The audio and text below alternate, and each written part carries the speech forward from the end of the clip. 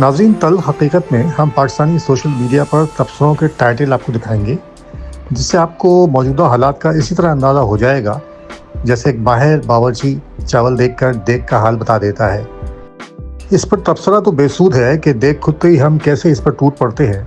बस हमारा social media इसी का फ़ायदा उठाकर रोज़ एक नई देख तैयार करके पेश कर देता है। अच्छा, इसमें कोई शक नहीं कि पाकिस्तान में सोशल मीडिया की कवरेज पर एक संजीदा सवालिया निशान लग चुका है। बदकिस्मती से यहाँ ज़्यादातर प्लेटफॉर्म्स पर मुनफी खबरों, सनसनीखेज़ी और नफरत अंगेज़ मवाद को तरजीह दी जाती है, जबकि मुस्बित, तामीरी और हौसला अफजा बातें बसे पुश चली जाती हैं। मुनफी खबरें, तनाज़ात और स्कैंडल ज़्यादा तवज्जो हासिल करते हैं, इसीलिए सोशल मीडिया पेजेस और चैनल जानबूझकर ऐसे मौज़ूआत को उजागर करते हैं जो जज्बात भड़काएं, ना कि सोच को बेहतर बनाएं। अपने मुल्क के हालात को देखते हुए मुझे दूसरे जंग अज़ीम से पहले का पोलैंड याद आ गया, जहाँ 3 कौमें बसती थीं: यूक्रेनियन, पोलिश और यहूदी। पोलिश यूक्रेनियन को मुल्क पर काबिज समझते थे, यूक्रेनियन अपने अलहदा मुल्क के ख्वाब देखते थे, जबकि ये दोनों यहूदियों को मुल्क के वसाइल पर काबिज समझते थे। ये तीनों अंदर से एक दूसरे से नफरत करते थे। हिटलर ने इसी का फ़ायदा उठाकर सबको एक दूसरे का दुश्मन बनाया और वहाँ काबिज हो गया। बात यह है कि रवायती सहाफ़त के बरक्स सोशल मीडिया पर अक्सर लोग बग़ैर तहक़ीक़ और तस्दीक के मवाद डालते और शेयर करते हैं। इसमें ना अखलाक़ी ज़िम्मेदारी होती है और ना ही समाजी असरात का ख्याल। मुसलसल मुनफी कवरेज आवाम में मायूसी, गुस्सा और बेयसी पैदा करती है। नतीजतन हम एक ऐसे माशरे की तस्वीर पेश करते हैं जो सिर्फ मसाइल के शिकार है, हल तलाश करने वाला कोई नहीं।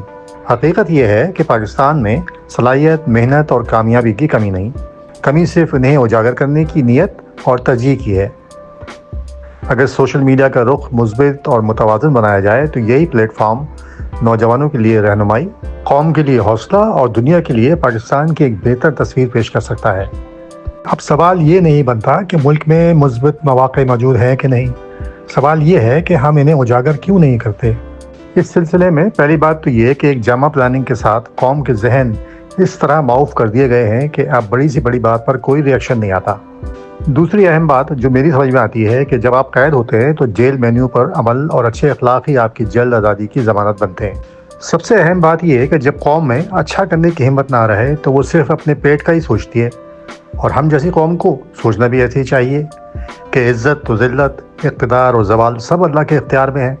हम अपनी सोच या ख्वाहिश से ना अल्लाह को किसी के हक़ में कायल कर सकते हैं और ना ही उसकी हिकमत को चैलेंज करने की कुदरत रखते हैं। आज हमारा भी मिन हैसियत कौम यही हाल है कि जो हो रहा है होने दिया जाए सानू की। यहाँ मुझे अपनी कौम का रवैया देखकर एक मज़े की बात याद आ रही है कि वो कायलों के अंजुमन के सदर से किसी ने पूछा कि भाई आप सड़क पर इस कदर तेज़ क्यों जा रहे थे।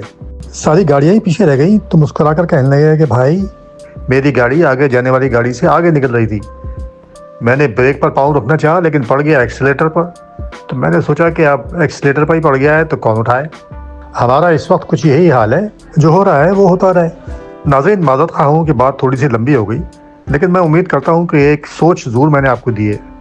वैसे आजकल सच बोलना इतना ही मुश्किल है जैसे सारी ज़िंदगी एक ही बीवी के साथ रहना। अगले जुमे तक के लिए इजाज़त दीजिए। अल्लाह हाफ़िज़।